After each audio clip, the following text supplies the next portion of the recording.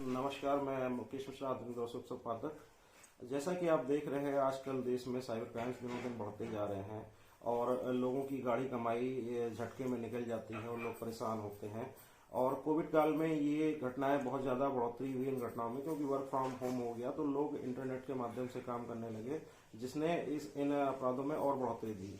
ऐसे ही बहुत सारे अपराध दिनों दिन बढ़ते जा रहे हैं और लोगों की गाड़ी कमाई झटके में चली जाती है। इसी क्रम में आज हमारे साथ हैं अखिलेश मिश्रा जी, जिनका मार्च में काफी पैसा एक झटके में निकल गया और इन्होंने पुलिस से 2 कदम आगे बढ़ के अपने केस की छानबीन की और आज साइबर के मामले में एक्सपर्ट हो गए हैं। तो आइए बात करते हैं अखिलेश मिश्रा जी से। अखिलेश मिश्रा जी, आपका बहुत बहुत स्वागत है आधुनिक दौर में। पहले तो सभी को नमस्कार, आपको भी मेरा नमस्कार।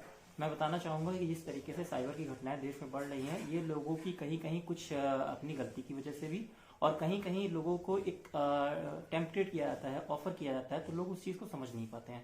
मेरे साथ जो घटना घटी वो करीबन 23 मार्च 2020 की है। लॉकडाउन का पीरियड था। मेरे को अपना क्रेडिट कार्ड का पेमेंट करना था और चूंकि मैं लॉकडाउन लग चुका था, क्रेडिट कार्ड के लिए पेमेंट के लिए कहीं पे फ़ोन नहीं उठ रहा था कॉल सेंटर पे। फिर मैंने ट्विटर के माध्यम से जानने की कोशिश की कि मैं अपना पेमेंट को थोड़ा दिन बाद पे करना चाहता हूँ। लेकिन जैसे ही मैंने ट्विटर हैंडल पे आरबीएल के अकाउंट पे गया, ट्विटर हैंडल पे अपना पूछना चाहा उनसे, तो वो साइबर फ्रॉड का केस हो गया, यानी वो फ्रॉड ट्विटर हैंडल था और मेरा पैसा निकल गया। इसके लिए मैं अगले दिन जब एफआईआर दर्ज करने गया तो पुलिस वालों ने एफआईआर लेने से मना कर दिया। फिर मैं लखनऊ के साइबर सेल में गया। साइबर सेल में मेरा एक कंप्लेंट नोट की गई और उन्होंने कहा कि आपको अगर आगे की कार्रवाई करनी है तो आपको अपने लोकल थाने पे रिपोर्ट दर्ज करानी होगी। मैं अपने थाने पे जब गया तो उन्होंने रिपोर्ट नहीं दर्ज की। मैंने कहा कोई बात नहीं है। फिर मैंने यूपी कॉप ऐप से अपनी एक एफआईआर दर्ज कराई। उस ऐप पे एफआईआर दर्ज कराने के बाद इनके पास विवेचना के लिए रिपोर्ट आई, लेकिन इन लोगों ने कोई विवेचना नहीं की और मामला जो था उसको भी इन्होंने आईटी एक्ट, जो कि 66D और 66C के तहत आता है, उसको भी बदल करके इन्होंने विवेचना में 420 और 402 का लगा दिया। इस चीज पर जब मैंने आपत्ति उनसे जाहिर की तो उन्होंने कहा कि भी विवेचना चल रही है। मैंने इसके लिए यहाँ की जो डीसीपी नॉर्थ है शालिनी सिंह, उनको भी ट्वीट किया और यहाँ पे जो सीओ सर्किल उस समय गाजीपुर थाने के थे, उनको भी मैंने ट्वीट किया, लेकिन उस पर कोई कार्रवाई इन लोगों ने नहीं की। खैर, ये तो एक अलग बात था। उसके बाद फिर मैंने मुख्यमंत्री पोर्टल पे कंप्लेंट किया। फिर मैंने cyber.gov.in, जो कि केंद्र सरकार की एक संस्था है, वहाँ पे भी आप अपनी कंप्लेंट कर सकते हैं। फिर मैंने यहाँ पे क्या कहते हैं कि इन सबको जब मैंने एफआईआर की तो मेरे को ये पता चला, और क्योंकि मेरे को ये मालूम था, अकाउंट से ये पता चला कि मेरा पैसा किसी मोबीक्विक वॉलेट में गया है। मैंने ये एफआईआर की रिपोर्ट लगा करके मोबीक्विक से स्टेटमेंट मांगा। मोबीक्विक वाले ने बताया कि आपका पैसा जो है बैंक ऑफ बड़ौदा कोलकाता में गया हुआ है और फ्लिपकार्ट से शॉपिंग की गई है। इसके बाद मैंने कोलकाता के डीसीपी मिस्टर मुरलीधर शर्मा से संपर्क साधा ट्विटर के माध्यम से। उन्होंने मेरी वहाँ पे कंप्लेंट दर्ज कराई, लेकिन इतनी डिटेल हो जाने के बाद जब आप ये समझिए कि बैंक ऑफ बड़ौदा में पैसा ट्रांसफर किया जा रहा है तो बैंक में केवाईसी की जाती है। केवाईसी भी कोई ना कोई एड्रेस होता है, आधार कार्ड लिंक होता है, आपका एड्रेस दिया जाता है, पैन कार्ड भी लिंक होता है। उसके बाद उन फ्रॉडर्स ने जो है क्या कहते हैं फ्लिपकार्ट से सामान भी ऑर्डर किया था 14,000 का लगभग, और फ्लिपकार्ट ने अगर सामान पहुंचाया होगा तो किसी न किसी एड्रेस पे पहुंचाया होगा, तो अगर वो चाहें तो एक बार में भी कर सकते हैं। खैर, गुडम्बा थाने पे जब मैंने ये किया तो उनको मेरे को यहाँ पे झूठी इन्फॉर्मेशन दी गई कि आपका नंबर सर्विलांस पे लगा दिया गया है, जो भी फ्रॉडर्स हैं आपके साथ फ्रॉड किए हैं, लेकिन आज तक कोई कार्रवाई नहीं हुई। खैर, उसके बाद जब इतनी सारी चीजें हो गई मैंने देखा कि जब कोई कार्रवाई नहीं हो रही, फिर मैंने एक आरटीआई लगाई। आरटीआई लगाने के बाद करीबन 1 महीने बाद मेरे पास इंफॉर्मेशन आती है कि पीड़ित का पैसा जो है 2 तरफ से इंफॉर्मेशन दी गई, एक साइबर सेल लखनऊ के द्वारा दी गई और एक गुडम्बा थाने की तरफ से दी गई। गुडम्बा थाने ने तो सीधे सीधे कह दिया कि विवेचना चल रही है, यानी 8 महीने तक लगभग विवेचना चल रही है। मेरे को आरटीआई से जवाब ये नवंबर में मिला। आपका केस कौन से इंस्पेक्टर देख रहे थे? मिस्टर बलबीर सिंह यादव उस समय। क्या वो साइबर के प्रति जानकारी थी उन्हें? जितनी उनको ये तक नहीं जानकारी थी कि मोबीक्विक वॉलेट है या मोबीक्विक बैंक है। तो दोस्तों, सबसे बड़ी बात यह है कि जो थाने पे हमारे कर्मचारी तैनात हैं, जो भी इंस्पेक्टर या सिपाही, उनमें से बहुत से ऐसे लोग होते हैं जिन्हें साइबर के बारे में बहुत जानकारी नहीं होती है और वो जनरल पुलिस से आए होते हैं, इसलिए भी कहीं ना कहीं छानबीन नहीं कर पाते हैं, वो सक्षम नहीं होते हैं, क्योंकि उनको साइबर क्राइम के बारे में बहुत ज्यादा जानकारी नहीं होती है। आज जैसा मैंने आपको बताया कि फिर मैंने आरटीआई से जवाब मांगा कि आखिर पुलिस इतने दिन तक कार्रवाई क्यों नहीं कर रही और अगर विवेचना की है तो क्या विवेचना की है। तो जैसा मैंने बताया कि गुडम्बा थाने से जवाब आया कि आपकी विवेचना की जा रही है, और साइबर सेल ने जवाब दिया कि पीड़ित के पैसे, यानी 23 मार्च को पैसा निकला था और 1 अप्रैल को पैसा वापस आ गया, 5,000 रुपए वापस कर दिए गए।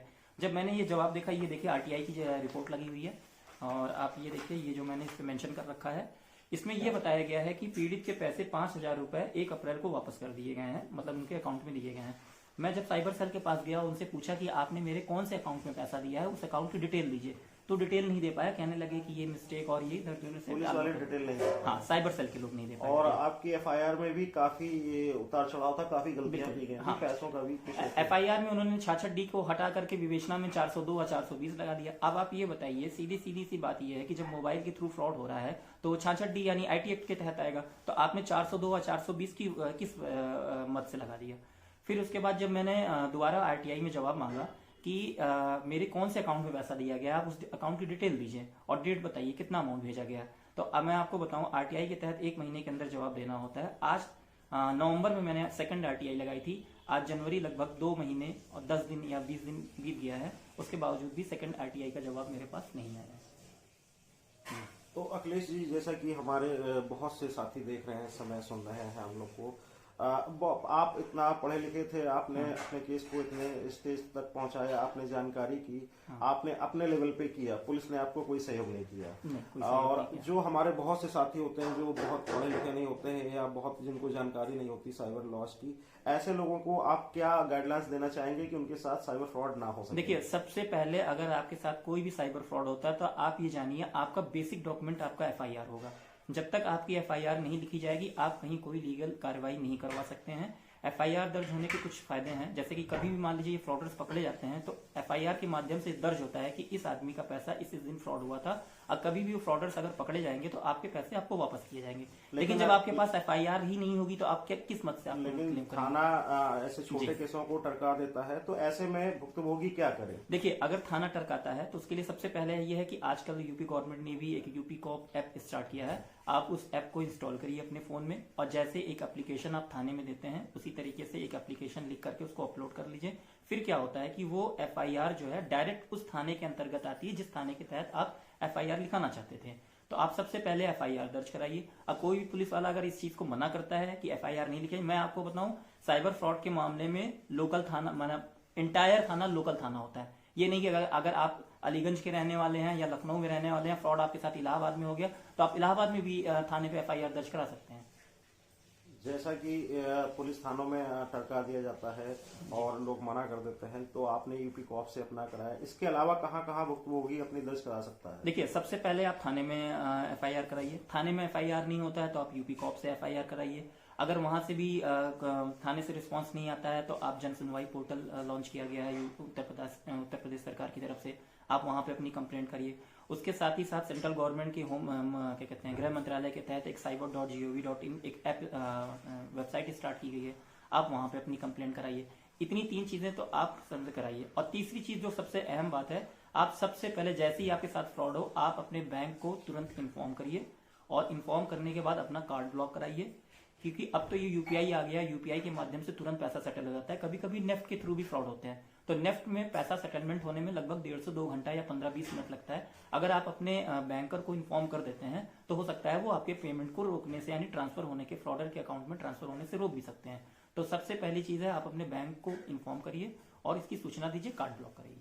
इसके अलावा एक साधारण इंसान को क्या क्या सावधानियां बरतनी चाहिए ताकि उसके साथ ऐसे फ्रॉड ना हो सके? देखिए, सबसे पहली चीज तो आप ये जान के चलिए, कभी भी किसी भी चीज में अगर कोई आपको बैंकिंग से रिलेटेड या कोई भी ऑफर करता है तो आपको OTP नहीं बताना है। किसी भी सूरत में OTP आपको नहीं बताना है। OTP अगर आप बता देते हैं तो आप खुद ही जिम्मेदार होंगे, और इसके लिए फिर कोई कुछ नहीं कर सकता। तो आपको OTP भूल करके भी नहीं बताना है किसी भी माध्यम में। और कार्ड के पीछे का CVV नंबर तो आपसे पूछा ही नहीं जा सकता है, लेकिन ये लोग पूछते हैं, लेकिन लोगों को जानकारी नहीं होती है, तो OTP आपको नहीं बताना है।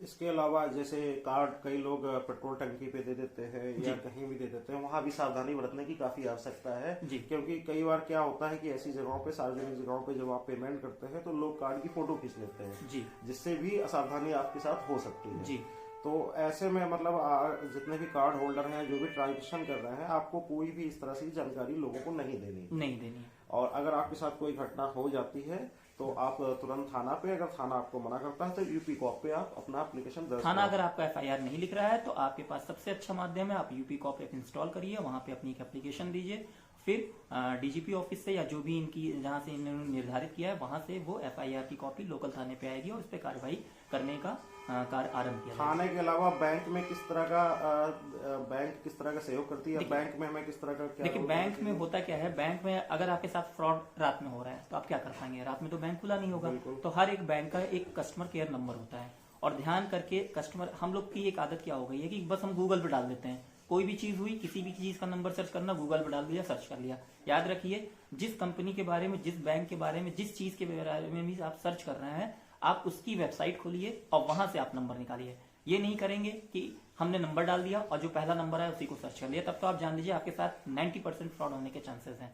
तो आपको जो ऑथराइज्ड वेबसाइट है वहां पर जाना। और एक चीज और आपको ध्यान देना है, कोई भी वेबसाइट आप खोलिए, कोई भी वेबसाइट, अगर उस वेबसाइट में HTTPS नहीं लिखा है, यानी S नहीं लिखा है, तो उस वेबसाइट को आपको नहीं खोलना है, क्योंकि वो सिक्योर्ड नहीं है। जिसपे S नहीं, वो सिक्योर्ड नहीं है, यानी आपका फोन हैंग हो सकता है, आपके साथ फ्रॉड हो सकता है, ये सारी चीजें आपके साथ हो सकती हैं।